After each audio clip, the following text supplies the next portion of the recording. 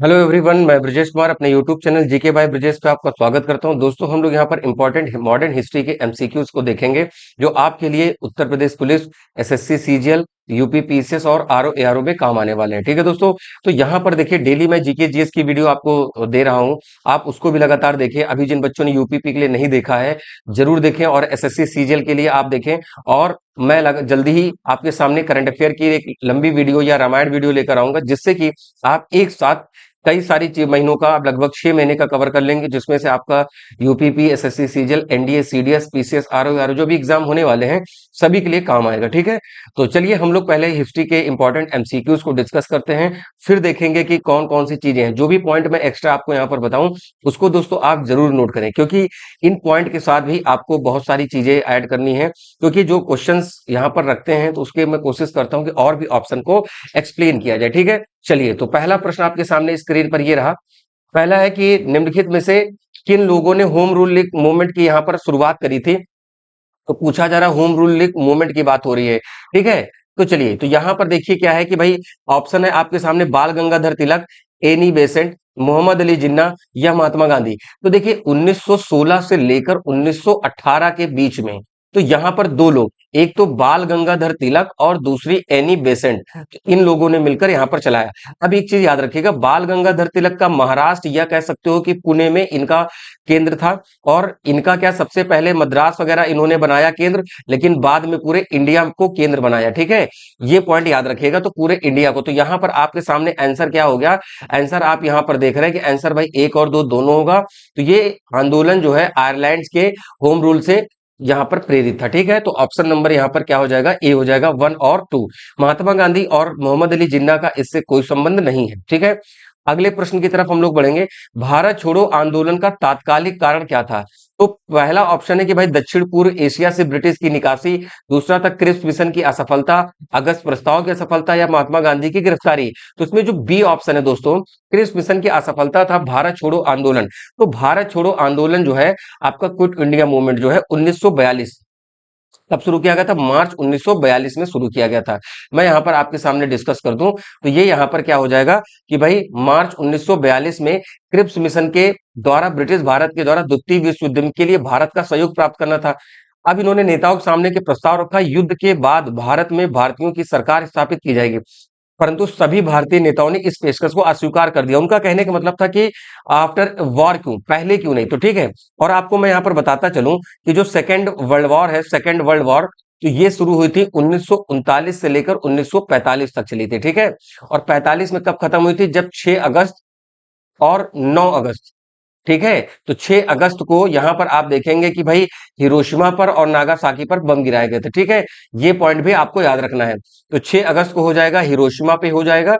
ठीक है, ये पॉइंट, और इस पर क्या हो जाएगा, नागासाकी हो जाएगा। क्या हो जाएगा, नागासाकी हो जाएगा। दोनों ही कहाँ के शहर हैं, जापान के शहर हैं। तो उम्मीद है कि पॉइंट आपको समझ में आ रहे होंगे। जो पॉइंट दोस्तों मैं एक्स्ट्रा बताऊं उसको आप जरूर नोट करें। यहाँ पर हिस्ट्री के क्वेश्चन है, मैं ऐसे पॉलिटी का भी एक वीडियो डाला हूं 12 तारीख को, आप देखिए जाके, 1 वीक अगो में आप उसको मिल जाएगा, या जो 4-5 वीडियो से, 3 वीडियो से पहले का है, तो उसको आप लगातार जरूर देखिए। अगला प्रश्न है, महात्मा गांधी के अनुसार उनके जीवन पर त्वरित एवं व्यवहारिक परिवर्तन की कुछ पुस्तक को पढ़ने से आया।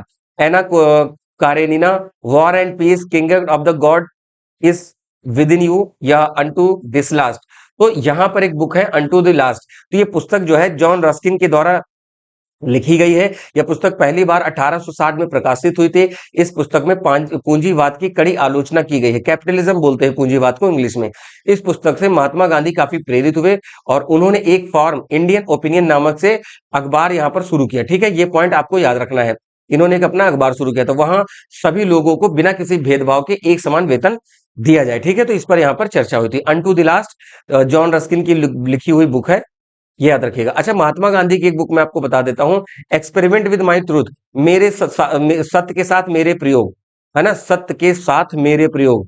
ठीक है, ये भी याद रखिएगा, ये पूछी जाती है। ये किसकी बुक है, तो आपसे कहीं भी किसी भी एग्जाम में ये पूछा जा सकता है।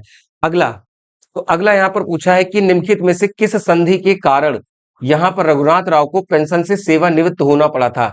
बस्से की संधि, सालबाई की संधि, ऊना की संधि या मद्रास की संधि, ठीक है। मद्रास संधि मतलब यहाँ पर ट्रीटी की बात हो रही है, ठीक है। जैसे जब युद्ध लड़ते थे तो कोई एक जीतता था, कोई एक हारता था, उसमें से एक क्या होता था कि भाई ये लोग आपस में फिर ट्रीटी कर लेते थे कि भाई चलो इसको नेगोशिएट करते हैं। तो यहाँ पर साल बाई की संधि थी, ऑप्शन नंबर बी सही हो जाएगा आपका, ठीक है। तो साल बाई की संधि 17 मई 1782 को हस्ताक्षर किए गए थे। इसमें मराठा साम्राज्य और ब्रिटिश ईस्ट इंडिया कंपनी के प्रतिनिधियों के द्वारा हस्ताक्षर किए गए थे, ठीक है। यह संधि पहले मराठा ब्रिटिश युद्ध के यानी फर्स्ट ब्रिटिश मराठा वॉर के बाद की गई थी, साल बाई संधि। अगला प्रश्न है, पुराने जकार्ता में स्थित जकार्ता हिस्ट्री म्यूजियम, यहां पर जकार्ता हिस्ट्री म्यूजियम की बात हो रही है और वो पूछा जा रहा है आपसे कि इसका उपयोग किसके द्वारा मुख्यालय के तौर पर किया गया है। ब्रिटिश ईस्ट इंडिया कंपनी, दूसरा है यहाँ पर डच ईस्ट इंडिया कंपनी, ठीक है। तीसरा ऑप्शन है पुर्तगाली ईस्ट इंडिया कंपनी, या चौथा है डेनिश ईस्ट इंडिया कंपनी। तो यहां पर क्या हो जाएगा, बी ऑप्शन हो जाएगा आपके सामने, डच ईस्ट इंडिया कंपनी हो जाएगा। तो जकार्ता इतिहास संग्रहालय की स्थापना 1710 में की गई थी। भवन डच ईस्ट इंडिया कंपनी का मुख्यालय था और बाद में यह डच उपनिवेशी सरकार का मुख्यालय भी बना था, ठीक है। तो देखिए दोस्तों, यहां पर मेरा पूरा प्रयास है कि आपके साथ ऐसी चीजें हम डिस्कस करें। तो देखिए यहां पर हिस्ट्री की तो हो ही रही है, साथ में मैं कंप्लीट जीके जीएस भी लेकर आऊंगा, और साथ में देखिए मैंने करंट अफेयर भी क्या किया है कि डिटेल शुरू कर दिया है। तो आप उसको जरूर देखिए, जो भी इधर से 2 से 3 दिन की या कह सकते हैं कि 1 वीक की घटनाएं होंगी, मैं उसको डिटेल करंट वीडियो के माध्यम से कवर करूंगा। साथ में जीके जीएस की वीडियो जितनी भी मैंने डाली मित्रों, उसको आप जरूर के देखिए, क्योंकि अगर आपने लगातार देखा होगा तो आपको बिल्कुल बेनिफिट जरूर मिला होगा। अगले पे आते हैं। अगला है 17 मार्च 1668 को ब्रिटिश ईस्ट इंडिया कंपनी की बात हो रही है। यहाँ पर बॉम्बे को किसको लीज पर दिया, ब्रिटिश साम्राज्य, स्पेन या पुर्तगाल या फ्रांस, ठीक है, ईस्ट इंडिया कंपनी को। तो देखिए होता क्या है कि जब इनकी शादी होती है चार्ल्स द्वितीय की, ठीक है, तो 10 पाउंड के वार्षिक शुल्क पर ब्रिटिश ईस्ट इंडिया कंपनी को स्थानांतरित किया गया था। तो ये याद रखिएगा, चार्ल्स द्वितीय ने किया था। अब क्या होता है कि इनको पुर्तगालियों से इनको दहेज में मिलता है, ठीक है। तो यहाँ पर कैथरीन से शादी होती है, तो उसके बाद इनको क्या किया जाता है कि ये बॉम्बे एक समझिए एज अ दहेज दे दिया जाता है, और फिर ब्रिटिश इंडिया कंपनी को 10 पाउंड के वार्षिक शुल्क पर दिया जाता है। अगला प्रश्न है, सुभाष चंद्र बोस के टाइगर लीजन नामक संगठन, टाइगर लीजन नामक संगठन किस देश ने गठित किया, सिंगापुर, जर्मनी, जापान या इटली। सिंगापुर, जर्मनी, जापान या इटली, टाइगर लीजन नामक संगठन की बात हो रही है। तो ये यहां पर देखिए जर्मनी ने किया था, किसने, जर्मनी ने किया था, ठीक है। तो ये पॉइंट याद रखिएगा। और टाइगर लीजन 1942 से लेकर मई 1945 तक सक्रिय था, और उसके बाद इसे जर्मन सेना के हिस्से के रूप में विकसित किया गया था। तो जो पॉइंट आप यहां पर याद रखिए, क्योंकि बहुत सारे इवेंट जो है कभी भी UP PCS, RO, SSC, CGL तमाम तरह के एग्जाम में पूछा जा सकता है। अगले प्रश्न की तरफ बढ़ेंगे कि भाई किसने 1792 में गीत गोविंद का अनुवाद किया था। ठीक है, गीत गोविंद पुस्तक जो है ये जयदेव की लिखी बुक है। किसकी, जयदेव ने लिखी है गीत गोविंद पुस्तक। सर विलियम जोन्स ने इसका अनुवाद किया, चार्ल्स विकल्सन ने किया, सर रॉबर्ट चैम्बर्स या एच विल्सन ने किया। तो यहां पर क्या हो जाएगा, सर विलियम जोन्स ने किया। तो देखिए यहां पर गीत गोविंद जो है 12वीं शताब्दी में जयदेव के द्वारा पुस्तक लिखी गई है। 1792 में विलियम जोन्स ने गीत गोविंद है, गीता गोविंद नहीं है, गीत गोविंद को अंग्रेजी में अनुवाद किया था। चार्ल्स विकल्सन ने भगवत गीता का यहां पर क्या किया था, अंग्रेजी में अनुवाद भी किया था। ठीक है, देखिए अगर आप हमारे टेलीग्राम ग्रुप पे जाएंगे तो मैंने एक लिस्ट डाल रखी थी 30-31 बुक की, एक तरफ बुक थी और दूसरी तरफ उसके ऑथर थे। तो आप उसको जाकर जरूर देखें, क्योंकि मेरा पूरा प्रयास रहा है कि ऐसी चीजें आपको ग्रुप पे दें जिससे कि आपके समस्याओं का समाधान हो जाए जीके में। ठीक है, चलिए अगले प्रश्न की तरफ बढ़ेंगे।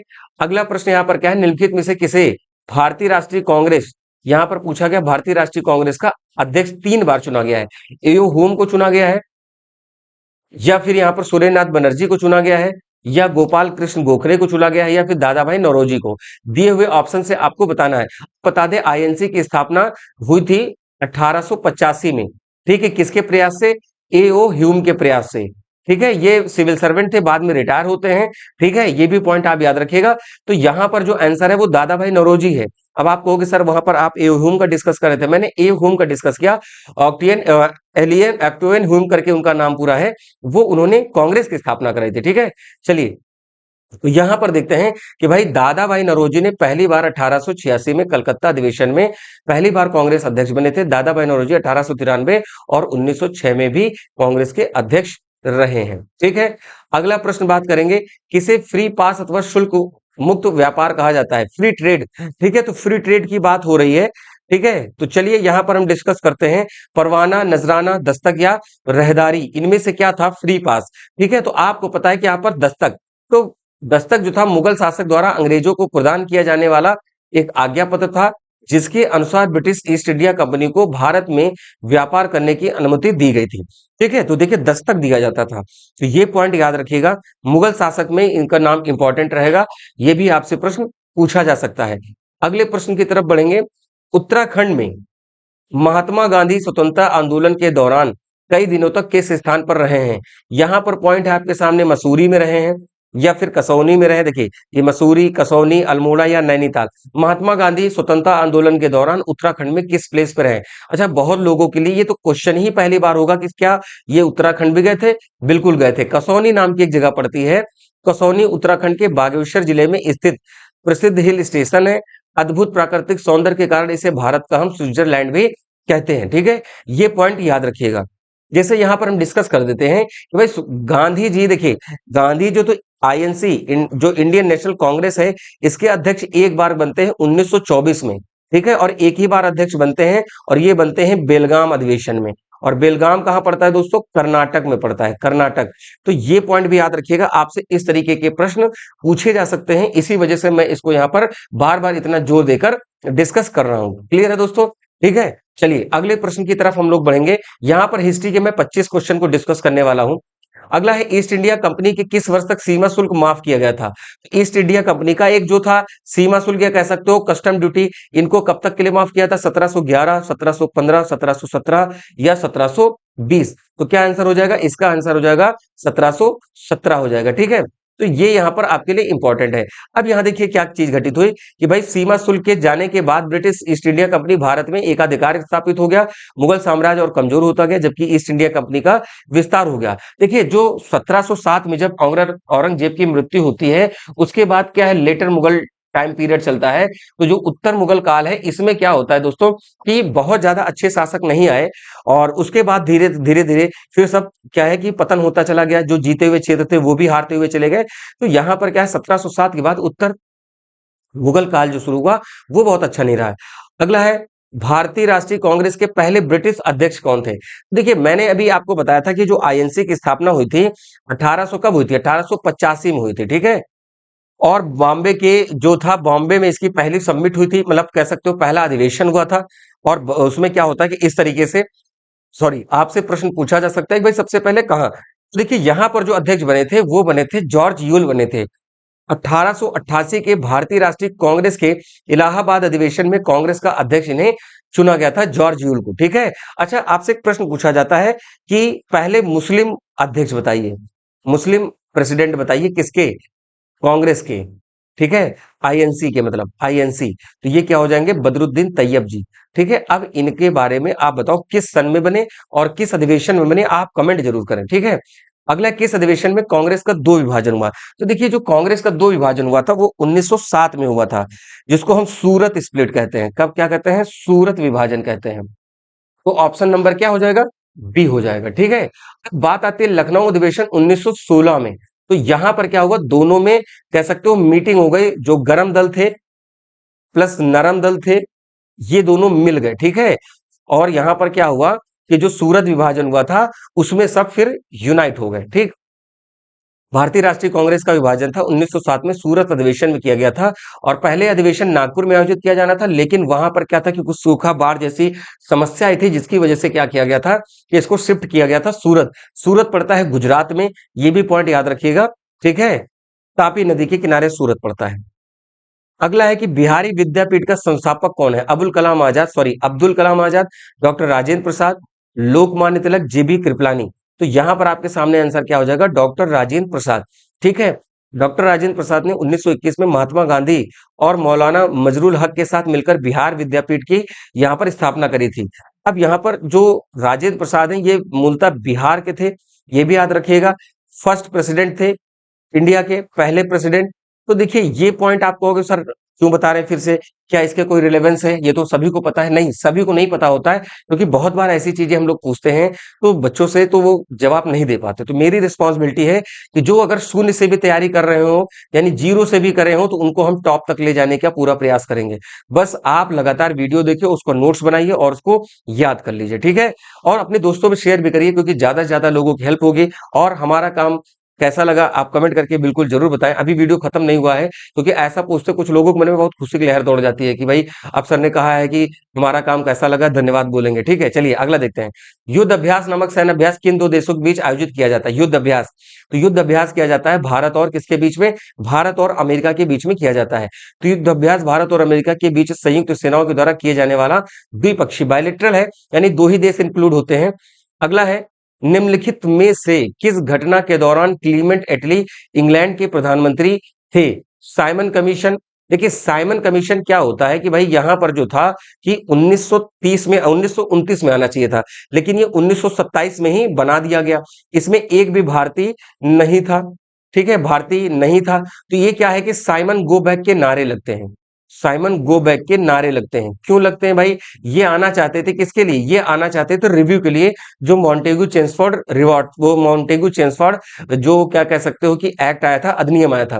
उसके बाद होता क्या है कि वहां पर इसमें कोई साइमन कमीशन में भारतीयों को प्रतिनिधित्व नहीं दिया जाता, जिससे लोग नाराज होते हैं। साइमन गो बैक के नारे लगते हैं और साथ में लाहौर में लाठी चार्ज किया जाता है। लाहौर में लाठी चार्ज होता है, तो लाला लाजपत राय जी की इसमें क्या होती है? अनफॉर्चुनेट डेथ हो जाती है।